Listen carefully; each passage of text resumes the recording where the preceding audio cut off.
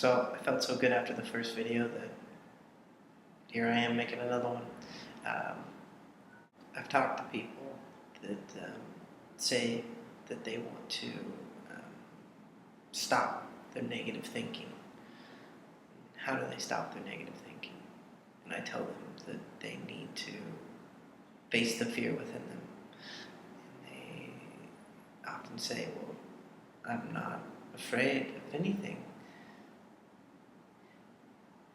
You don't necessarily have to be afraid of anything to have fear within you. We are comprised of fear, right? Fear exists within us to keep us safe in the event of danger, right? That's when fear is good and necessary for us, right? It keeps us safe. But we, through, I don't know, I guess you could say evolution in society, we've created fear in situations that are not dangerous at all. They're definitely inherently safe. We just build these walls up that prevent us from being ourselves, right? That's what fear does, or that's what fear has the capability of doing, limiting us from the true nature of what we are. So, what's a sign that you have fear within you? One sign, for sure, off the bat, is you care what people think, right? I, for a long time, cared what people think. I cared so much about what people think that I didn't even get on social media because I was afraid of it, right? I wouldn't post anything, I wouldn't say my opinion, because there was a large part of within me that I didn't accept. So, first one for sure is you care what people think. And, we're energy. We go through emotions where, for me, for instance, I feel very confident in who I am and I can voice my opinion. That's why I've decided it's time I need to start making these videos. But I can go through periods in my life where I have a feeling of self-conscious, right? Of being self-conscious. I'm not perfect. Sometimes it can happen that I care what people think. But if it limits you from doing the things that you want to do, or if it controls your thoughts, however, possibly so. A good, for instance, is social media. If you're afraid to post pictures of yourself, or if you're afraid to post your political views or whatever it may be, for fear of what people might think of you, that is one obvious way to recognize fear within you. So, another big indicator that you have fear within you that is you're not facing is, are you working a job that you don't like? Do you go to work every day knowing that you could change, or that you want to change? Maybe change careers or change job, whatever it may be, but you don't like your job and you're doing nothing about it.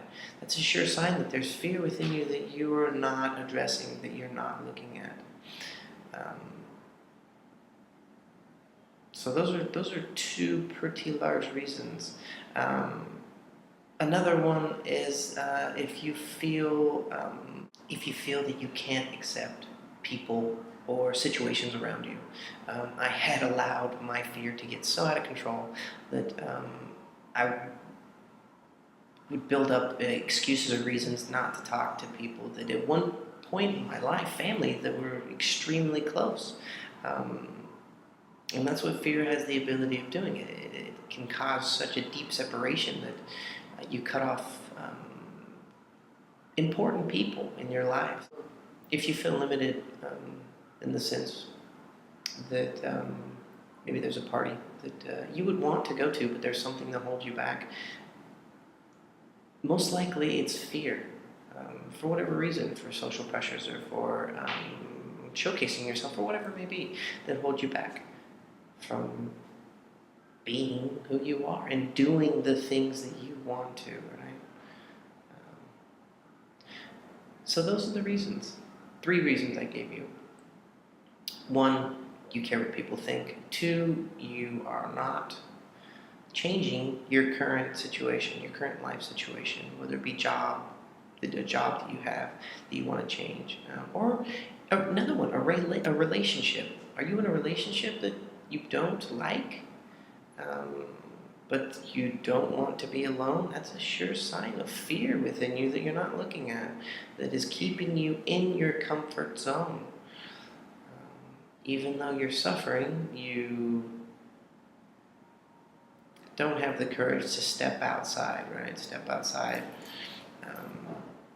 of that box, right? The box that you and we and everyone build around ourselves that says, oh, well, no, I can't do this or I can't do that.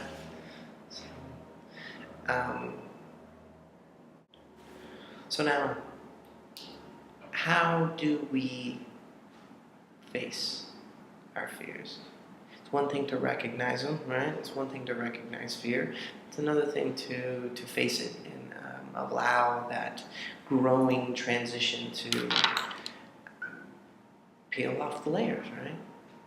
And allow for that uncomfortable feeling of growth, right? Of change. We all, I think it's kind of maybe human nature that we don't enjoy change because it's not always pleasant. But the other side, what you experience on the other side it has the potential to be, like I said, nothing short of magic. So, how do we face our fears?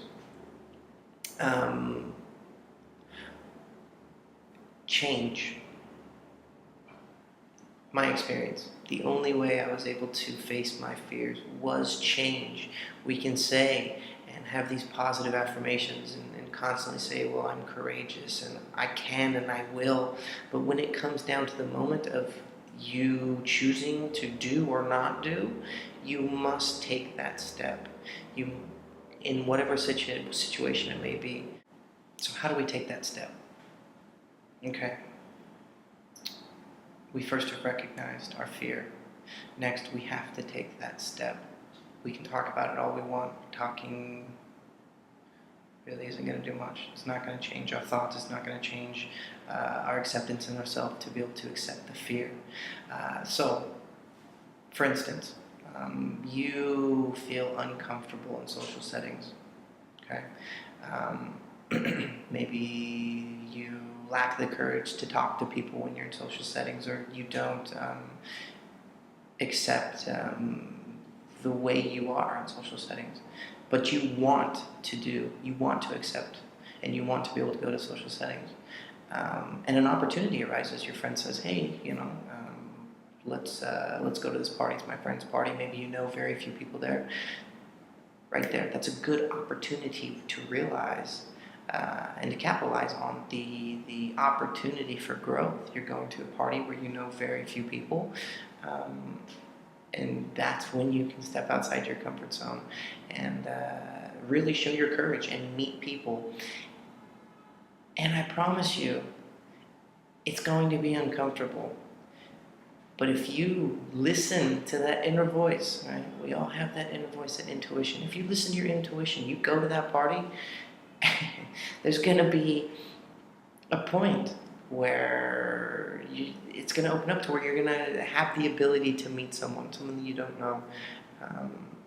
You must act on that courageous moment and not fall victim to fear. The 2 choices we have.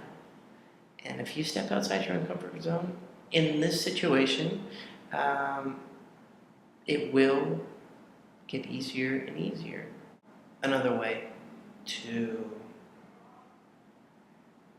face your fears, face that which limits you.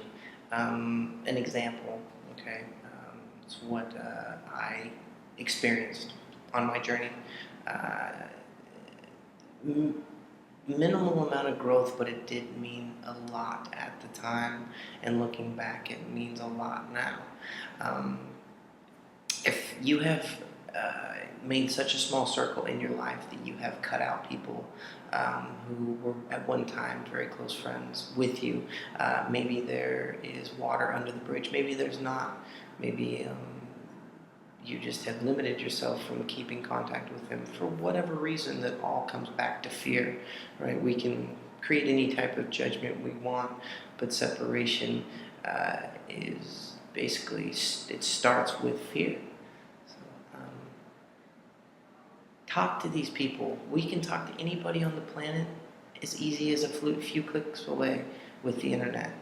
Message them, send them a message. I promise you, they're on the other end thinking how grateful they will be, or how grateful they are that you sent them a message. Just tell them how you're feeling, that you're thinking of them, and that you're sorry you haven't talked to them for as long as it has been. And if they mean that much to you that you think about them now, that means that you are good friends with them. They are good friends to you, and they're gonna love that you talked, that you stepped forward, and that you made the first move, to rekindle a relationship. I saw it happen on my journey, and it was refreshing. We're just human beings that all we're looking for is love. That's it. That's all we're looking for. Like I said, we can find it in many different things, but we're all looking for this frequency of oneness, to know that we have our backs covered, right? That, these people are good friends. So that's another example of how you can push your limitations. And everyone's limitations are different. Like I said, I had dug such a deep hole for myself that even something as little as talking to someone who used to be my best friend, but I had avoided and dodged phone calls because I had too much fear to talk to the person.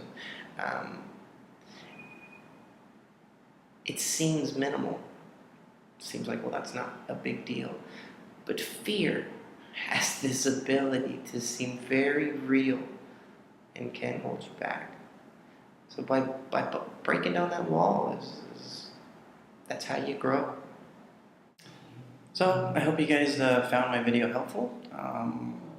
And I will continue to make videos talking more about and going into depth on how to break down fear, and how to know that there is fear in your life that is controlling you. That's all it does, is it has the ability to control us.